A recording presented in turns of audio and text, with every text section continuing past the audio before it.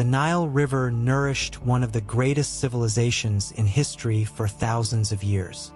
Renowned historian Herodotus noted that the Nile River was a gift to Egypt. Indeed, the Nile River, stretching through the middle of the desert, transformed Egypt into a country with the most fertile lands in the ancient world. The Egyptians built a societal structure where everyone worked harmoniously to cultivate these fertile lands and protect the country through invasion.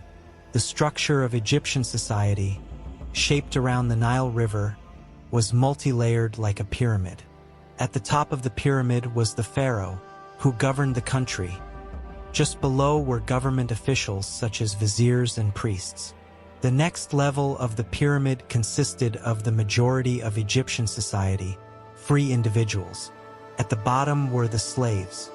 Pharaohs, positioned at the top of the social pyramid, were regarded as the earthly representatives of the gods.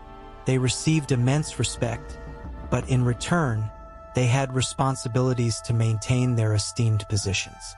Tasks such as defending the country's borders against enemies and leading expeditions to subdue adversaries were the responsibilities of the pharaohs.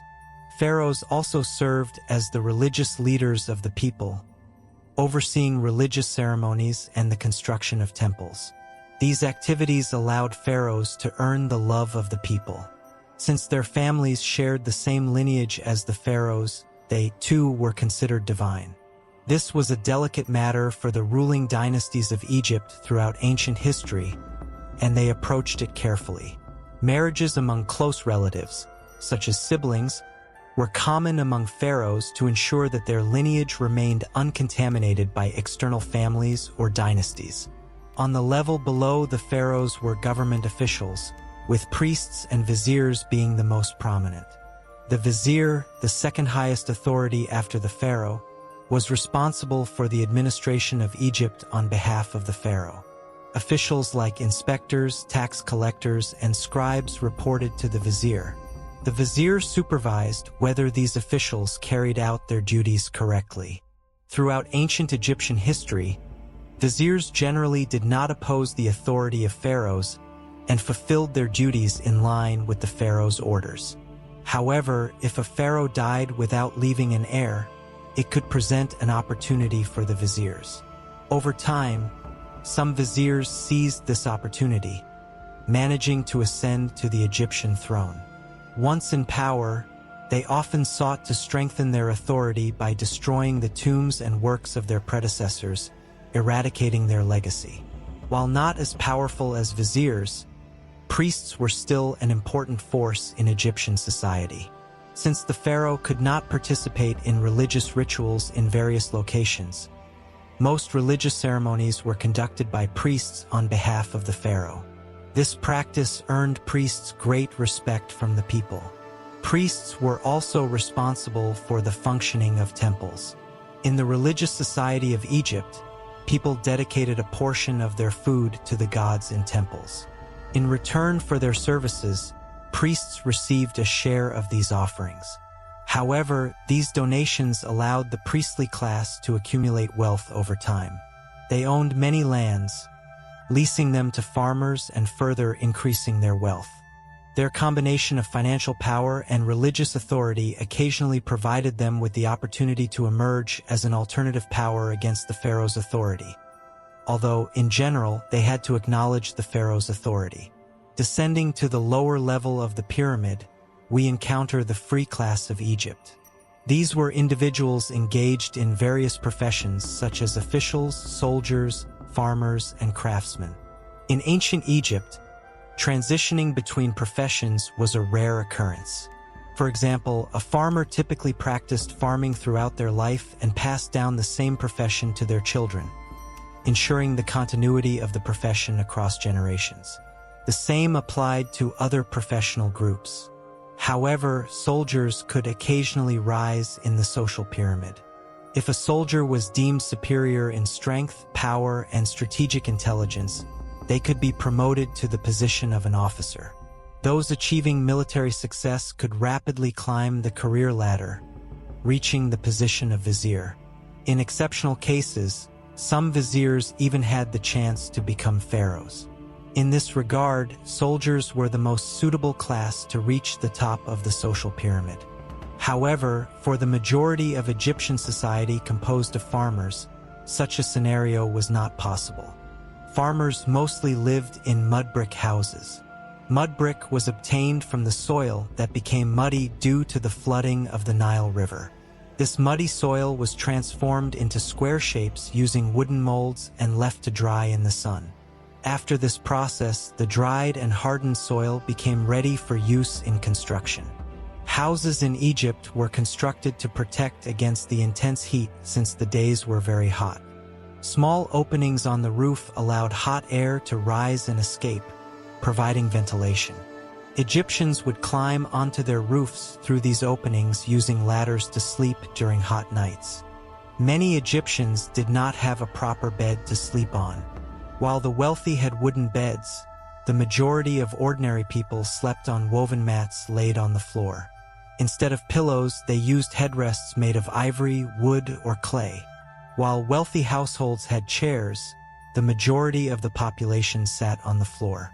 Daily life in Egypt inevitably shaped around the Nile and its seasonal conditions. The rains in the Ethiopian plateau between June and September each year caused the Nile River to flood. When the floodwaters receded, they left behind a substantial layer of alluvium. The alluvial soil, rich in minerals and organic matter, significantly increased productivity. Farmers would start planting after the river receded. First, the soil was hoed to aerate it. After aerating the soil, if there was an ox with a plow attached behind it, the land would be plowed using the oxen. If there was no animal to plow the land, human labor was employed. Typically, this task was carried out by the man of the house and his sons. After plowing, the daughters of the household scattered seeds by hand in the furrows created by the plow. To ensure the burial of the seeds, a flock of sheep would be driven across the field. Following this process, the crops were left to grow until harvest time. During this period, weeds were cleared, birds threatening the seeds were chased away, and efforts were made to protect the field from rodents. Some Egyptian men would participate in the pharaoh's construction projects during this time when no farming took place. Contrary to common belief, pyramids and temples were not built by slaves but by paid laborers, consisting of free individuals. However, there was no currency in ancient Egypt. Instead, payments were usually made in grain or beer. People grew these crops themselves. A weight unit called deben was used for the barter process. Each product had its deben value. For example, 1 deben was equivalent to 10 loaves of bread or 1 liter of wine. In other words, one could exchange 10 loaves of bread for 1 liter of wine. This system allowed people to accept bartering any kind of goods, even if they didn't need them, as exchanging their possessions with other products was straightforward due to the system. Generally, the crops cultivated in Egypt were grains such as wheat and barley. In addition to these, vegetables like onions, radishes, cucumbers, as well as fruits like figs, dates, and grapes were also grown. The water needs were met through water taken from the Nile River, but the untreated water of the Nile often made people sick. For this reason, beer was consumed abundantly as a liquid due to its purifying effect of alcohol. Beer was one of the favorite beverages of people of all statuses in ancient Egypt.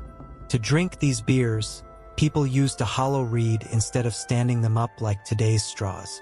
Yes, this reed was the most primitive form of straws that we still use today, and it was actually produced thousands of years ago.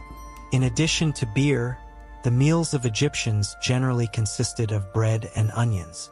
However, different vegetables, fruits, and types of fish could be consumed occasionally.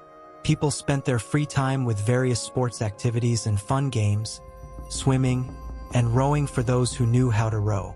Swimming increased physical endurance, and for the Egyptian society engaged in heavy labor such as agriculture, this was a crucial activity. Children, like adults, could participate in some of these activities or play with their toys if they had any. Toys typically consisted of miniature animal and human figures made of clay. Very rarely, it was possible to find toys made of wood in ancient Egypt. In ancient Egypt, children were considered adults from the age they entered adolescence, which corresponds to an average age range of 13 to 15 years. While girls usually married around this age, boys tended to marry a bit later. Marriages took place when two people who loved each other or found it logical to marry decided to live together. There was no religious ceremony for marriage. However, if women and men couldn't agree, they had an equal right to divorce. However, divorce was not a common occurrence in Egyptian society. Having children and raising them were very important to the Egyptians because children were expected to help their families with their work and support their parents in old age. The right to divorce was given to both women and women had the same rights as men in other areas as well. Women could own property, engage in trade, and testify in court. However, especially married women were expected to be the mistresses of the house because they had responsibilities such as feeding their children and taking care of household chores. If they had daughters, they would assist them in these tasks, while sons mostly helped their fathers in field work. Egyptian artists portrayed women with light skin and men with darker skin to reflect the social hierarchy. As mentioned at the beginning of the video, we touched upon the presence of the slave class at the bottom of the social pyramid in Egypt. Now, let's delve into the issue of slavery in Egypt. Slaves in Egypt were generally composed of war captives brought from conquered countries. However, in some cases, Egyptian criminals could be forced into slavery as punishment, or individuals might become slaves due to debts or the obligation to offer a family member as a slave. Slaves had no rights before the law, and their treatment depended entirely on the whims of their owners. Therefore, many slaves could die at an early age due to harsh working conditions and inadequate nutrition. Garbage accumulated in homes was disposed of outside or into the Nile River. Since water needs were met from the same source, it was inevitable for people to contract diseases from the water. In addition, common causes of death in ancient Egypt included accidents at work, malaria, infant mortality, and maternal deaths during childbirth. One of the most remarkable cultural aspects of ancient Egypt was related to life after death. According to Egyptian religious beliefs, if a deceased person had done enough good deeds during their lifetime, they would be resurrected after death. However, if someone had lived their life as a bad person, a mythological creature called Ammit would devour the person's heart, making it impossible for them to enter the afterlife, the realm the ancient Egyptians believed to be heaven. Simply being a good person during life was not enough to enter the afterlife. Proper burial procedures had to be carried out. Therefore, when someone died, their family would invariably take the body to an embalmer. There, the body would be washed, and then all organs except the heart would be removed, and the body would be covered in preserving salts. The reason for not removing the heart was the belief that the soul resided in the heart.